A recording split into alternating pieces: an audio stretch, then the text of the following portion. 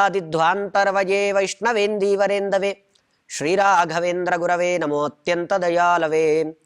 ತಪಸ್ವಾಧ್ಯಾಯ ಶುಶ್ರೂಷಾ ಕೃಷ್ಣ ಪೂಜಾರತಂ ಮುನಿಂ ವಿಶ್ವೇಶಮಿಷ್ಟದಂ ವಂದೇ ಪರಿವ್ರಾಟ್ ಚಕ್ರವರ್ತಿನಂ. ಶ್ರೀ ಗುರುಭ್ಯೋ ನಮಃ. ಶ್ರೀ ವಿಶ್ವೇಶತೀರ್ಥ ಗುರುಭ್ಯೋ ನಮಃ.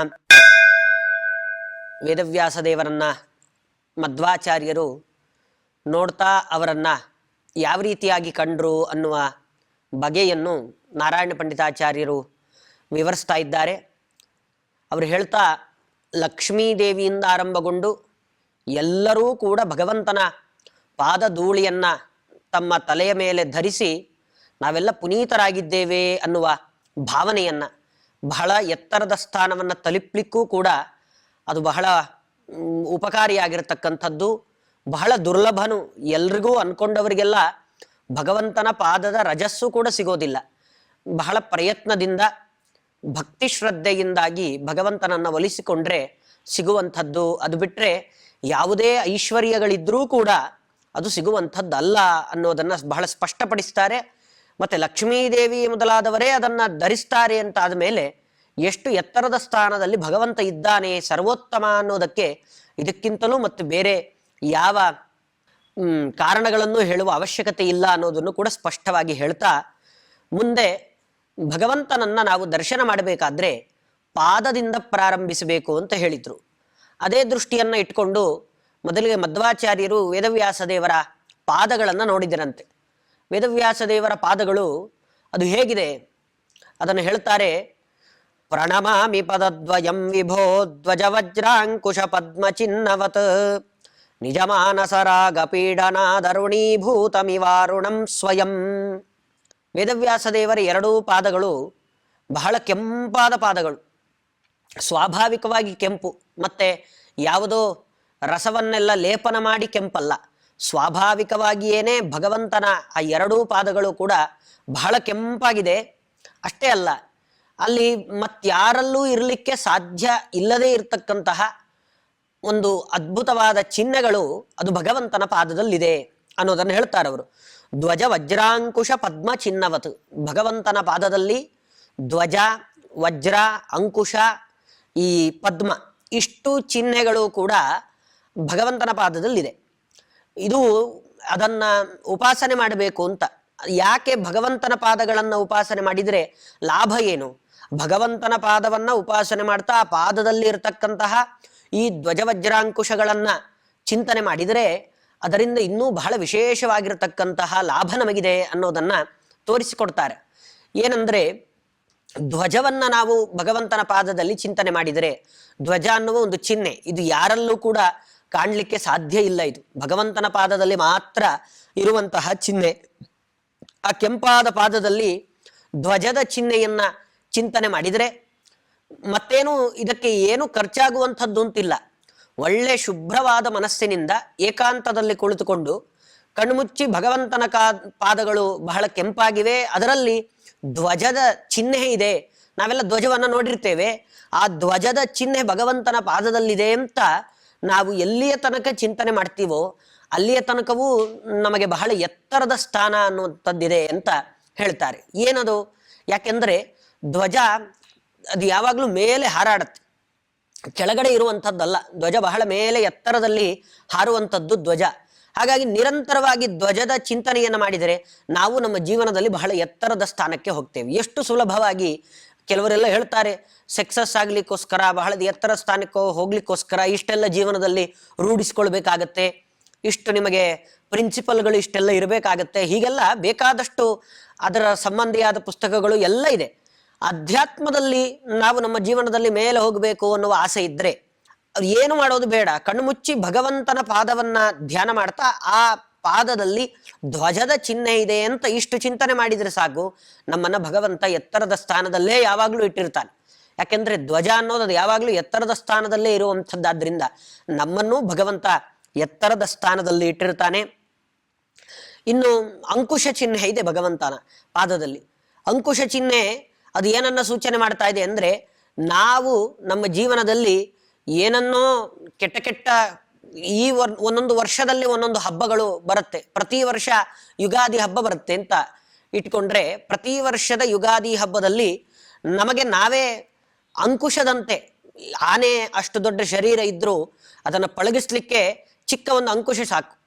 ಆದರೆ ನಮ್ಮಲ್ಲಿರುವ ವ್ಯತ್ಯಾಸ ಏನಂದ್ರೆ, ನಾವು ಇಷ್ಟು ದೊಡ್ಡ ಶರೀರ ಇದೆ, ನಮ್ಮ ಒಳಗಡೆ ಆ ಮನಸ್ಸೆಂಬ ಆನೆ ಅದು ಯಾವಾಗಲೂ ಮದದಿಂದಲೇ ಕೂಡಿರುತ್ತೆ. ಅದು ಎಲ್ಲೆಲ್ಲೋ ತಿರುಗಾಡತ್ತೆ. ಅದನ್ನು ಕಂಟ್ರೋಲ್ ಮಾಡೋದು ಬಹಳ ಕಷ್ಟ.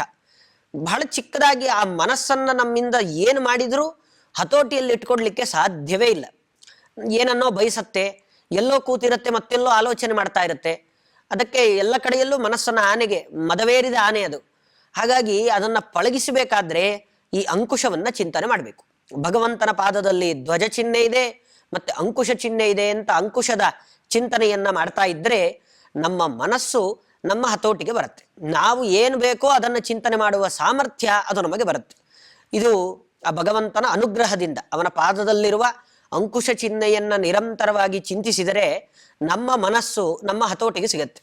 ಇವತ್ತು ಧೈರ್ಯವಾಗಿ ಎಂತಹ ದೊಡ್ಡ ದೊಡ್ಡ ಸ್ಥಾನದಲ್ಲಿರ್ತಾರೆ, ಅವರ ಕೈ ಕೆಳಗಡೆ ಸಾವಿರಾರು ಜನ ಕೆಲಸ ಮಾಡ್ತಿರ್ತಾರೆ, ಆದರೆ ಅವರ ಒಳಗಡೆ ಇರ್ತಕ್ಕಂತಹ ಮನಸ್ಸು ಅವರನ್ನ ಆಳ್ತಾ ಇರುತ್ತೆ. ಅವರು ಆ ಮನಸ್ಸು ಹೇಳಿದಾಗ ಕೇಳ್ತಿರ್ತಾರೆ ಬಿಟ್ರೆ ಇವ್ರು ಹೇಳಿದಾಗ ಆ ಮನಸ್ಸು ಕೇಳ್ತಾ ಇರೋದಿಲ್ಲ. ಎಂಥ ಎತ್ತರದ ಸ್ಥಾನದಲ್ಲಿರ್ಬೋದು, ಬಹಳ ಚಿಕ್ಕವರೇ ಆಗಿರ್ಬೋದು, ಮನೆಯ ಹಿಡೀ ಹತೋಟಿ ಅವರ ಕೈಯಲ್ಲಿರುತ್ತೆ. ಎಲ್ಲರನ್ನ ಇಟ್ಕೊಂಡಿರ್ತಾರೆ, ಮಕ್ಕಳನ್ನ, ಹೆಂಡತಿಯನ್ನ, ತಮ್ಮಂದಿರನ್ನ, ಎಲ್ಲರನ್ನ ಹತೋಟಿಯಲ್ಲಿ ಇಟ್ಕೊಂಡ್ರು ಕೂಡ ಸ್ವತಃ ತಾವು ತಮ್ಮ ಹತೋಟಿಯನ್ನು ತಪ್ಪಿರ್ತಾರೆ. ಯಾವತ್ತು ಮನಸ್ಸು ಕೆಟ್ಟರೆ ಅಲ್ಲಿಗೆ ದೇಹದ ಆರೋಗ್ಯ ಸ್ಥಿತಿ ಹಾಳಾಗಿ ಹೋಗುತ್ತೆ.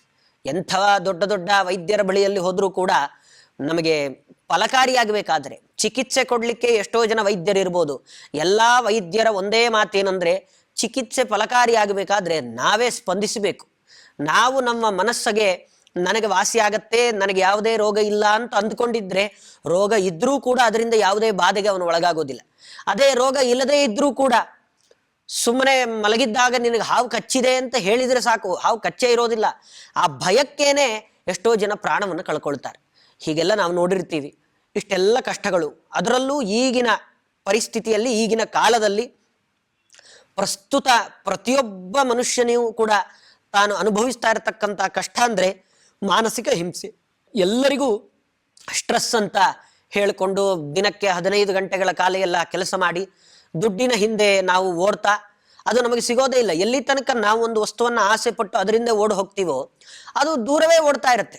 ನಾವು ನಿಂತರೆ ಅದು ನಮ್ಮ ಹಿಂದೆ ಓಡಿ ಬರುತ್ತೆ. ನಾವು ಅದಕ್ಕಿಂತ ಮುಂದೆ ಓಡಲಿಕ್ಕೆ ಪ್ರಾರಂಭ ಮಾಡಿದರೆ ಅದು ನಮ್ಮ ಹಿಂದಕ್ಕೆ ಬರುತ್ತೆ. ನಾವು ಎಲ್ಲಿ ತನಕ ಅದರ ಹಿಂದೆ ಓಡಬೇಕು ಅಂತ ಬಯಸ್ತೀವೋ ಅದು ನಮ್ಮ ಮುಂದೆಯೇ ಇರುತ್ತೆ ಹೊರತು ನಮಗೆ ಸಿಗುವಂಥದ್ದಲ್ಲ. ಹೀಗೆ ಮನಸ್ಸಿಗೆ ನಾವು ಇವತ್ತಿನ ದಿನ ಬಹಳ ದೊಡ್ಡ ಆಘಾತವನ್ನು ಮಾಡಿಕೊಳ್ತೇವೆ. ಮತ್ತೆ ಚಿಕ್ಕ ಚಿಕ್ಕ ಮಕ್ಕಳಿಗಿರ್ಬೋದು, ಒಂದು SLC ಪರೀಕ್ಷೆಯಲ್ಲಿ ನಾನು ಫೇಲ್ ಆದೆ ಅಂತ ಇಡೀ ಜೀವನವನ್ನೇ ಕಳ್ಕೊಳ್ತಕ್ಕಂತಹ ಎಷ್ಟೋ ಜನರಿರ್ತಾರೆ. ಅಥವಾ ಯಾವುದಾದ್ರೂ ದೊಡ್ಡ ದೊಡ್ಡ ಬಿಸ್ನೆಸ್ ಅನ್ನು ಮಾಡ್ತಿರ್ತಾರೆ, ಒಂದು ಸತಿ ಅವರಿಗೆ ಲಾಭ ಆಗಲಿಲ್ಲ ಅಂತ ಆದ್ರೆ ಪ್ರಾಣ ಕಳ್ಕೊಳ್ತಿರ್ತಾರೆ. ಮಾನಸಿಕ ಹಿಂಸೆ ಅದನ್ನು ತಡಿಲಿಕ್ಕೆ ಎಷ್ಟೆಲ್ಲ ಖರ್ಚು ಮಾಡ್ತಾರೆ, ಯಾವ್ಯಾವುದೋ ಜಾಗಗಳಿಗೆ ಹೋಗ್ತಾರೆ, ಏನು ಮಾಡಿದರೂ ಮಾನಸಿಕ ನೆಮ್ಮದಿ ಸಿಗೋದಿಲ್ಲ. ಆದರೆ ಶಾಸ್ತ್ರ ಹೇಳುತ್ತೆ ಮಾನಸಿಕ ನೆಮ್ಮದಿ ಬಹಳ ಸುಲಭವಾಗಿ ಸಿಗತ್ತೆ. ಏಕಾಂತ ಜಾಗದಲ್ಲಿ ಕೂತ್ಕೊಂಡು ಭಗವಂತನ ಪಾದವನ್ನ ಬಹಳ ಕೆಂಪಾಗಿದೆ ಅಂತ ಸ್ಮರಣೆ ಮಾಡಿ, ಅದರಲ್ಲಿ ಅಂಕುಶ ಚಿಹ್ನೆ, ಅಂಕುಶ ಅಂತ ಹೇಳಿದ್ರೆ ಆನೆಗೆ ಚುಚ್ಚಲಿಕ್ಕೋಸ್ಕರ ಮಾವುತ ಇಟ್ಕೊಂಡಿರ್ತಾನೆ, ಆ ಚಿಹ್ನೆ ಭಗವಂತನ ಪಾದದಲ್ಲಿದೆ ಅಂತ ಚಿಂತನೆ ಮಾಡಿದರೆ ಸಾಕು, ಖಂಡಿತವಾಗಲೂ ನಮ್ಮ ಮನಸ್ಸು ನಮ್ಮ ಹತೋಟಿಗೆ ಬಂದೇ ಬರುತ್ತೆ. ಮತ್ತು ಅದರಲ್ಲೂ ವಿಶ್ವಾಸ ಇರಬೇಕು, ನನ್ನ ಮನಸ್ಸು ನನ್ನ ಹತೋಟಿಗೆ ಬರುತ್ತೆ ಇದನ್ನು ಚಿಂತನೆ ಮಾಡಿದರೆ ಅಂತ. ಆವಾಗ ಖಂಡಿತವಾಗಲೂ ನಾವು ಜೀವನದಲ್ಲಿ ಯಶಸ್ಸನ್ನು ಕಾಣಲಿಕ್ಕೆ ಸಾಧ್ಯ ಆಗತ್ತೆ. ಹೀಗೆ ಆ ಭಗವಂತನ ಪಾದದಲ್ಲಿ ಇನ್ನೂ ಮತ್ತೆ ವಜ್ರ, ಪದ್ಮ ಚಿಹ್ನೆಗಳೆಲ್ಲ ಇದೆ, ಅದಕ್ಕೂ ಎಲ್ಲ ಕೆಲವೊಂದು ಫಲಗಳನ್ನ ಹೇಳ್ತಾರೆ. ಹೀಗೆ ಭಗವಂತನ ಪಾದವನ್ನ ಮೊದಲಿಗೆ ಮಧ್ವಾಚಾರ್ಯರು ಚಿಂತನೆಯನ್ನ ಮಾಡ್ತಾ ಮುಂದೆ ಅವರು ಹೇಳ್ತಾರೆ, ನನು ಕೇವಲಮೇವ ವೈಷ್ಣವಂ ಶ್ರಿತವಂತ ಪದಮಾತ್ಮರೋಚಿಷ ತಮಸೋಪ್ಯುಭಯಸ್ಯ ನಾಶಕ ವಿಜಯಂತೆ ನಖರಾನವಂ ರವಿಂ. ಇನ್ನು ಭಗವಂತನ ಪಾದ ಅದು ಎಂಥದ್ದು, ಸಮಗ್ರವಾಗಿ ಭಗವಂತನ ಆ ವೇದವ್ಯಾಸ ರೂಪವನ್ನು ವರ್ಣನೆ ಮಾಡ್ತಾ ಅವ್ರು ಹೇಳ್ತಾರೆ, ಬಹಳ ಇವತ್ತು ಸೂರ್ಯನಿಗೆ ಎಲ್ಲರೂ ಕೂಡ ಹೇಳ್ತಾರೆ ಸೂರ್ಯನಂಥ ತೇಜಸ್ಸಿದೆ, ಬಹಳ ದೊಡ್ಡ ಕಾಂತಿ ಇದೆ, ಎಂಥ ತೇಜಸ್ಸು ಅಂತ ಎಲ್ಲರೂ ಕೂಡ ಹೊಗಳುತ್ತಾರೆ. ಆದರೆ ಇಲ್ಲಿ ವೇದವ್ಯಾಸ ದೇವರಿಗೆ ಸೂರ್ಯನನ್ನ ಹೋಲಿಕೆ ಕೊಟ್ಟು ಸೂರ್ಯನಷ್ಟು ಪ್ರಕಾಶ ಅಂತ ಹೇಳಲಿಕ್ಕೆ ಸಾಧ್ಯ ಇಲ್ಲ. ಯಾಕೆಂದ್ರೆ ಅನಂತ ಸೂರ್ಯರ ಪ್ರಕಾಶ ಅದು ಭಗವಂತ. ಇದೆಲ್ಲ ನಮಗೆ ಕೇಳಬೇಕಾದ್ರೆ ಕವಿಗಳು ವರ್ಣನೆ ಮಾಡಿದ್ದಾರೆ ಎನ್ನುವ ಭಾವನೆ ಬರಬಹುದು. ಆದರೆ ಇದು ಕವಿಗಳು ಮಾಡತಕ್ಕಂತಹ ವರ್ಣನೆ ಅಲ್ಲ, ಇದು ವಾಸ್ತವ. ಇದು ಯಾವಾಗ ನಮಗೆ ಗೊತ್ತಾಗುತ್ತೆ, ಸರಿಯಾಗಿ ನಮಗೆ ಇದು ಅರ್ಥ ಆಗುತ್ತೆ ಅಂತ ಹೇಳಿದ್ರೆ, ಸೂರ್ಯ ಚಂದ್ರರು ಭಗವಂತನ ಒಂದೊಂದು ಭಗವಂತನಿಂದಲೇ ಹುಟ್ಟಿರ್ತಕ್ಕಂಥವ್ರು ಅವರೆಲ್ಲ. ಕಣ್ಣಿನಿಂದ ಸೂರ್ಯ ತಾನು ಹುಟ್ಟುತ್ತಾನೆ, ಭಗವಂತನ ಕಣ್ಣಿನಿಂದ ಸೂರ್ಯ ಹುಟ್ಟುತ್ತಾನೆ ಅಂತಾದರೆ ಇನ್ನೆಷ್ಟು ತೇಜಸ್ಸು ಅದು ಭಗವಂತನಲ್ಲಿ ಇರಬೇಡ. ಈ ಸೂರ್ಯ, ಕೋಟಿ ಸೂರ್ಯ ಪ್ರಕಾಶ ಅದು ಭಗವಂತ. ಸುಮ್ಮನೆ ಅದೆಲ್ಲ ಹೊಗಳಿಕೆಗೋಸ್ಕರ, ಮನುಷ್ಯರ ಮಧ್ಯದಲ್ಲಿ ಹೊಗಳಿಕೆಗೋಸ್ಕರ ಹೇಳ್ತಾರೆ, ಎಂತಹ ಪ್ರಕಾಶಪ್ಪ, ಸೂರ್ಯನ ತರ ಕಾಣ್ತಿದ್ಯಾ, ಕಾಣ್ಲಿಕ್ಕೆ ಸಾಧ್ಯವಾ? ಸಾಧ್ಯವೇ ಇಲ್ಲ. ಹಾಗೆ ಕೋಟಿ ಸೂರ್ಯ ಪ್ರಕಾಶ ಅಂದ್ರೆ ಭಗವಂತನಿಗೆ ಕೋಟಿ ಸೂರ್ಯ ಪ್ರಕಾಶ ಅಂತ ಹೇಳ್ತಿದ್ದಾರೆ, ಹಾಗಿಲ್ವೇನೋ? ಸುಮ್ಮನೆ ಹೊಗಳಬೇಕು ಅಂತ ಹೇಳ್ತಿದ್ದಾರೆ ಅಂದ್ರೆ ಹಾಗಲ್ಲ. ಅದಕ್ಕೆ ನಾರಾಯಣ ಪಂಡಿತಾಚಾರ್ಯರು ನಕರ ನವಂ ರವಿಂ ಅಂತ ಹೇಳ್ತಾರೆ. ಹೊಸದೊಂದು ಸೂರ್ಯ ನೀನು, ನಿನಗೆ ಈ ಯಾವುದೋ ಸೂರ್ಯನನ್ನ ದೃಷ್ಟಾಂತವನ್ನಾಗಿ ಕೊಟ್ಟು ಈ ಸೂರ್ಯನಲ್ಲಿರುವ ಕಾಂತಿ ನಿನ್ನಲ್ಲಿದೆ, ಈ ತರ ಎಲ್ಲ ಹೇಳಲಿಕ್ಕೆ ಬರೋದೇ ಇಲ್ಲ. ಬಹಳ ಒಂದು ಅದು ಉತ್ಕೃಷ್ಟವಾಗಿರತಕ್ಕಂತಹ ತೇಜಸ್ಸು. ಒಳಗೂ ಅಂಥದ್ದೇ ತೇಜಸ್ಸಿದೆ, ಹೊರಗೂ ತೇಜಸ್ಸಿದೆ. ಅದನ್ನ ಮಧ್ವಾಚಾರ್ಯರು ತಂತ್ರಸಾರ ಅನ್ನುವ ಗ್ರಂಥದಲ್ಲಿ ವೇದವ್ಯಾಸ ದೇವರನ್ನ ಸ್ತೋತ್ರ ಮಾಡ್ತಾ ಅದನ್ನು ಹೇಳ್ತಾರೆ. ಹೇಗೆ ವೇದವ್ಯಾಸ ದೇವರನ್ನ ಧ್ಯಾನ ಮಾಡಬೇಕು ಅಂದ್ರೆ, ವಿಜ್ಞಾನರೋಚಿ ಪರಿಪೂರಿತಾಂತರ್ ವಾಕ್ಯಾಂಡಕೋಶಂ ಹರಿತೋಪಲಾಭಂ ತರ್ಕಾಭಯೇತಂ ವಿಧಿ ಶರ್ವಪೂರ್ವ ಗಿರ್ವಾಣ ವಿಜ್ಞಾನದ ಮಾನತೋಸ್ಮಿ ಅಂತ ವೇದವ್ಯಾಸ ದೇವರನ್ನ ಹೇಳ್ತಾ, ಆ ತೇಜಸ್ಸು ಬ್ರಹ್ಮಾಂಡದ ಒಳಗೆ ಹೊರಗೆ ಎಲ್ಲಾ ಕಡೆಯಲ್ಲೂ ವ್ಯಾಪಿಸಿಕೊಂಡು ಬಿಟ್ಟಿದೆ. ಅಂತಹ ತೇಜಸ್ಸು ಅದು ಭಗವಂತನ ತೇಜಸ್ಸು. ಅದನ್ನ ಯಾವುದೇ ಸೂರ್ಯರಿಗೆ ವರ್ಣನೆಯನ್ನ ಮಾಡಲಿಕ್ಕೆ ಸಾಧ್ಯವೇ ಇಲ್ಲ. ಈ ಎರಡೂ ಕಡೆಯಲ್ಲಿ ಬಾಹ್ಯ ತೇಜಸ್ಸು ಭಗವಂತನಿಂದ ಪೂರ್ಣವಾಗಿದೆ, ಅಂತರದಲ್ಲೂ ಅಂಥದ್ದೇ ತೇಜಸ್ಸೇ. ಒಳಗಡೆಯೂ ವಿಶಿಷ್ಟವಾಗಿರತಕ್ಕಂಥ ತೇಜಸ್ಸು, ಹೊರಗಡೆಯೂ ಅಂಥದ್ದೇ ತೇಜಸ್ಸು. ಈ ಎರಡೂ ರೀತಿಯಲ್ಲೂ ಭಗವಂತನನ್ನ ಚಿಂತನೆ ಮಾಡಬೇಕು. ಯಾಕೆ ಅಂದರೆ, ಹೊರಗಡೆಯೂ ಉತ್ಕೃಷ್ಟವಾಗಿರತಕ್ಕಂಥ ಸೂರ್ಯನಿಗೆ ಹೋಲಿಕೆ ಇಲ್ಲದಂತಹ ಬಹಳ ಉತ್ಕೃಷ್ಟವಾದ ತೇಜಸ್ಸು ಭಗವಂತನಲ್ಲಿದೆ ಅಂತ ಚಿಂತನೆ ಮಾಡಿದರೆ, ನಮಗೆ ಹೊರಗಡೆ ಬರ್ತಕ್ಕಂತಹ ಕತ್ತಲೆಯಂತಿರುವ ಸಮಸ್ಯೆಗಳೆಲ್ಲ ಭಗವಂತ ಪರಿಹಾರ ಮಾಡ್ತಾನೆ. ಇನ್ನು ಒಳಗಡೆ ಮಾನಸಿಕವಾಗಿರತಕ್ಕಂಥ ಕತ್ತಲೆಗಳು, ಒಳಗಡೆಯೇ ಇರುವಂತಹ ದೋಷಗಳೇನಿದೆ, ಅದು ಭಗವಂತನ ಒಳಗೂ ಕೂಡ ಅಂಥದ್ದೇ ತೇಜಸ್ಸಿದೆಯೇ ಹೊರತು ಯಾವುದೋ ಮಲಮಾಂಸಗಳಿಂದ ತುಂಬಿಕೊಂಡಿರತಕ್ಕಂತಹ ದೇಹ ಅಲ್ಲ ಅನ್ನುವ ಚಿಂತನೆಯನ್ನು ಮಾಡಿದಾಗ ನಮ್ಮ ದೇಹದ ಒಳಗಿರುವ ಕಲ್ಮಶವನ್ನು ಕೂಡ ಭಗವಂತ ನಾಶ ಮಾಡ್ತಾನೆ. ಇಂಥದ್ದೊಂದು ಅದ್ಭುತ ಅವಕಾಶ ಬೇರೆ ಯಾರಲ್ಲೂ ಸಿಗೋದಿಲ್ಲ. ನಾವು ಮತ್ತೊಬ್ಬರನ್ನ ಹೊಗಳಿದರೆ, ಇವತ್ತು ನೀನು 100 ಕೋಟಿಗೆ ಒಡೆಯ ಅಂತ ಯಾರೋ ಒಬ್ಬ 100 ಕೋಟಿ ಇರುವವನನ್ನ ಕರೆದ್ರೆ, 100 ಕೋಟಿ ಇದೆಯಪ್ಪ, ನೀವು ಭಾರಿ ಶ್ರೀಮಂತರು ಅಂತ ಒಂದು ಅರ್ಧ ಗಂಟೆ ಕಾಲ ಅವರನ್ನು ಹೊಗಳಿದ್ರೆ ಅವ್ರು ಏನು ಮಾಡ್ಬೋದು? ಅಬ್ಬಬ್ಬ ಅಂದ್ರೆ ಒಂದು ಅವರಲ್ಲಿ ಇರತಕ್ಕಂಥ ಸ್ವಲ್ಪ ದುಡ್ಡನ್ನು ತೆಗೆದು ಕೊಡಬಹುದು, ಇಲ್ಲ ಕೆಲವರು ಕೊಡೋದೂ ಇಲ್ಲ, ಹೊಗಳಿಸ್ಕೊಳ್ತಾರೆ, ಸುಮ್ಮನೆ ಆಗ್ತಾರೆ. ಯಾರು ಹೊಗಳಿಕೆಯಿಂದ ಅವರ ಪ್ರೀತರಾಗಿ ಎಲ್ಲೋ ಒಂದು ಅಲ್ಪ ಸ್ವಲ್ಪ ಕೊಡಬಹುದು ಬಿಟ್ರೆ ಎಲ್ಲರೂ ಕೊಡ್ತಾರೆ ಅನ್ನೋ ನಿಶ್ಚಯ ಇಲ್ಲ. ಆದ್ರೆ ಭಗವಂತನ ವಿಷಯದಲ್ಲಿ ಇದು ಬಹಳ ವಿಚಿತ್ರ. ನಾವು ಅವನನ್ನ ಬರೀ ಹೊಗಳೋದ್ರಿಂದ ಮತ್ತೆ ಇನ್ನೊಂದೇನಂದ್ರೆ ಅವನಿಗೆ ಅದರಿಂದ ಉಪಯೋಗ ಇಲ್ಲ. ನಾವು ಹೊಗಳೋದ್ರಿಂದ ಅವನ ಅದಾದದ್ದಲ್ಲ, ಅವನು ಹಾಗಿದ್ದಾನಾದ್ರಿಂದ ನಾವು ಆ ರೀತಿಯಲ್ಲಿ ಹೇಳ್ತಾ ಇರೋದು. ಭಗವಂತನನ್ನ ಕೋಟಿ ಸೂರ್ಯ ಪ್ರಕಾಶ ಅಂತ ಯಾಕೆ ಹೇಳ್ತಾ ಇದ್ದೀವಿ ಅಂದ್ರೆ ಅವನು ಹಾಗಿದ್ದಾನೆ, ಅದರಿಂದ ಹೇಳ್ತಾ ಇದ್ದೀವಿ. ಮನುಷ್ಯರನ್ನ ಯಾಕೆ ಹಾಗೆ ಹೇಳ್ತೀವಿ ಅಂದ್ರೆ ಬರೀ ಹೊಗಳಿದ್ರೆ ಅವ್ರಿಗೊಂದು ಸಂತೋಷ ಆಗುತ್ತೆ ಅಂತ. ಬರೀ ಸಂತೋಷ ಅವ್ರಿಗಾಗುತ್ತೆ, ಏನೋ ಕೊಡ್ತಾರೆ ನಾವು ಅನ್ಕೊಳ್ತೀವಿ, ಏನೂ ಕೊಡೋದಿಲ್ಲ. ಆದ್ರೆ ಭಗವಂತನಿಗೆ ಹಾಗಲ್ಲ. ನಾವು ಅವನ ಏನೇನ್ ರೀತಿಯಲ್ಲಿ, ಯಾವ್ಯಾವ ರೀತಿಯಲ್ಲಿ ನಾವು ಅವನನ್ನು ಉಪಾಸನೆ ಮಾಡ್ತೀವೋ ಅದೆಲ್ಲವನ್ನೂ ನಮಗ್ ಕೊಡ್ತಾನೆ. ಇದು ಬಹಳ ಆಶ್ಚರ್ಯ.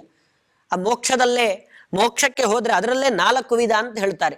ಸಾಯುಜ್ಯ, ಸಾಮೀಪ್ಯ, ಸಾರೂಪ್ಯ, ಸಾಲೋಕ್ಯ ಅಂತೆಲ್ಲ ಹೇಳಿ ಅದಕ್ಕೆಲ್ಲ ಅರ್ಥ ಹೇಳ್ತಾ, ಸಾರೂಪ್ಯ ಭಗವಂತ ತಾನು ಹೇಗೆ ಶಂಖಚಕ್ರ ಗದಾ ಪದ್ಮಗಳನ್ನ ಧರಿಸಿಕೊಂಡು ಏನೆಲ್ಲ ಆಭರಣಗಳನ್ನೆಲ್ಲ ಹಾಕೊಂಡಿದ್ದಾನೋ ಆ ರೀತಿಯಲ್ಲಿ ನಮಗೂ ರೂಪ ಕೊಡ್ತಾನೆ. ಅದೇ ರೀತಿಯಲ್ಲಿ ಚಿಂತನೆ ಮಾಡಿದರೆ ಅವರಲ್ಲಿ ಏನಿದೆ ಅದನ್ನ ಪರಿಪೂರ್ಣವಾಗಿ ನಮಗೆ ಕೊಡ್ತಕ್ಕಂಥವ್ನು ದೇವರು ಮಾತ್ರ.